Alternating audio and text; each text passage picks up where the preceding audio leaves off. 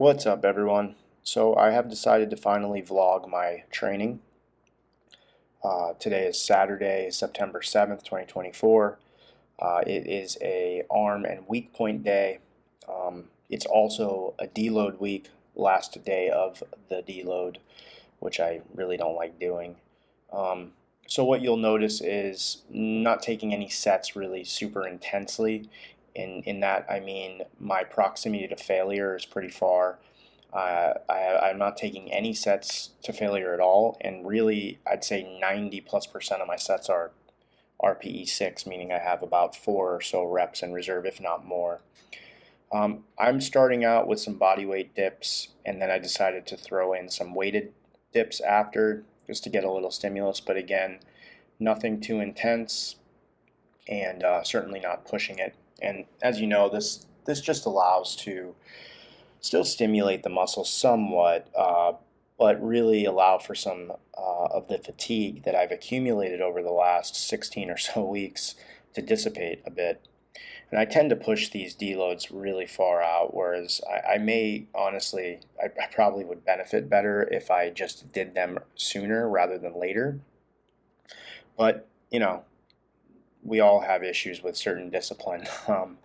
Anyway, after that, I usually follow up with a vertical pull. In this case, I'm doing body weight chins. I'm using the fat bar, which is really good for grip. I did a couple sets of body weight chin-ups, just getting a good stretch at the bottom, controlling it on the way down. Nothing crazy here at all. I usually do weighted chin-ups, but again, because it's a deload, I've just decided to, I suppose, grease the groove a bit with just some body weight stuff and not stress myself. There's always next week for that.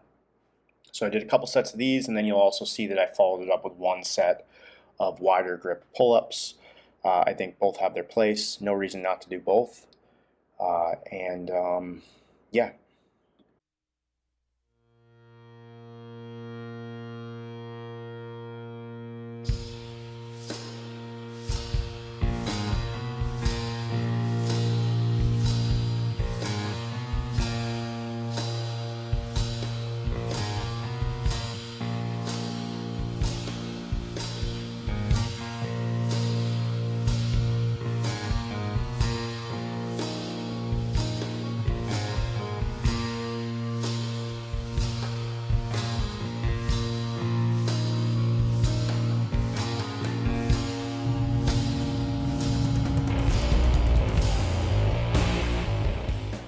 After these pull-ups, you're going to see that I start to go into my isolation stuff, and I usually superset my triceps and biceps.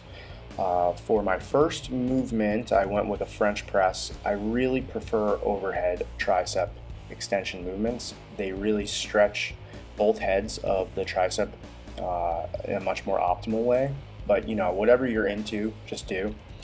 And you'll see that I superset this with the antagonist movement. In this instance, you'll see it's the fat grip barbell curl. Again, very lightweight, just using the bar for the curls, as you'll see, and taking it to like 15 reps, getting a light pump. Nothing crazy. I have multiple weeks ahead of me to push sets and start, progressively overloading the weights. Again, I just want to mention the fat grips are really great. I like them. I get a really good forearm pump, and it just seems to be improving my overall grip in general. So I make use of them when I can. I tend to put them on the bar for my arm days for a lot of the movements.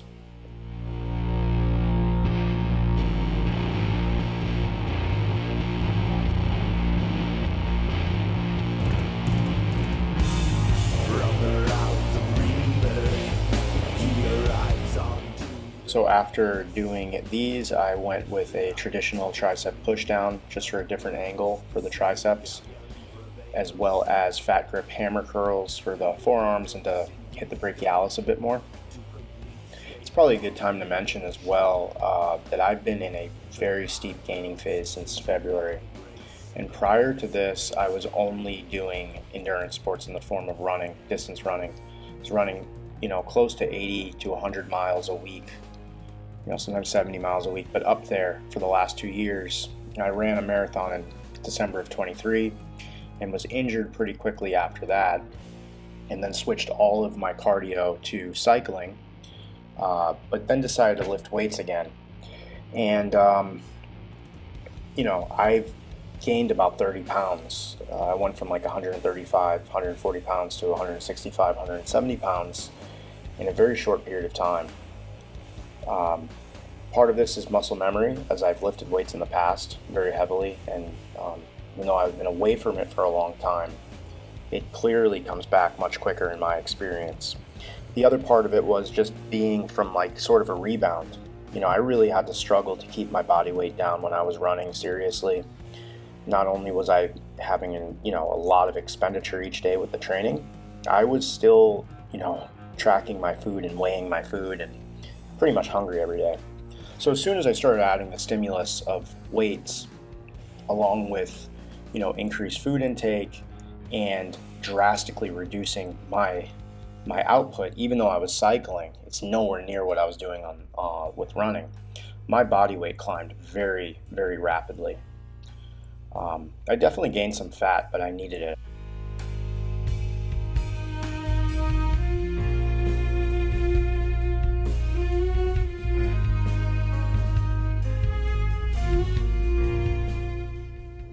So I end most of my sessions with hanging leg raises to do some direct core work.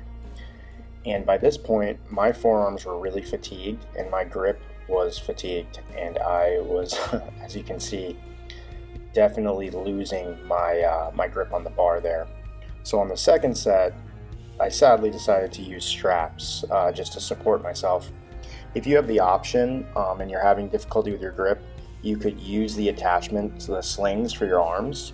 You could also do this in a captain's chair, although it tends to alter the movement pattern. And another alternative would to be just with the dip bar, just with your arms totally extended. You could do it from there. I actually do that one quite a bit because I get a good contraction from the dip bars. But this is how I did it today.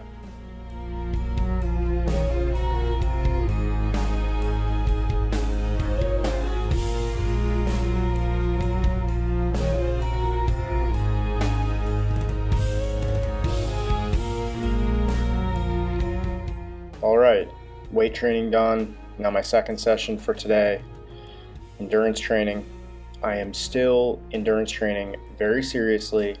I cycle typically 7 days per week, but sometimes 6.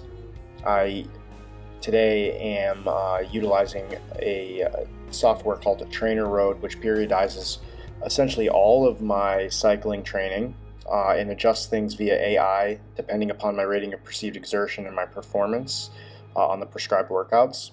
So I attach my road bike onto an indoor trainer, which is then controlled by the software via Bluetooth.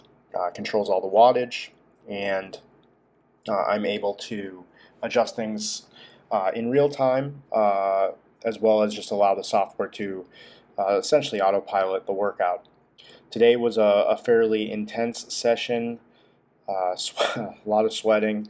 For this, I'll actually put it up on the screen here, what I did. It wasn't anything crazy, but it was certainly on the higher end of my, my what I would consider purely aerobic work. So a bit closer to my what you would call your FTP, your functional threshold power. And there were some sprints thrown in here as well. So this was about a 60-minute session on the bike, and then after this I am done with my training for the day, and then I basically eat, relax, and sleep, and do the same thing pretty much tomorrow. So I'll see you guys next time for my next training vlog. Thanks a lot for joining.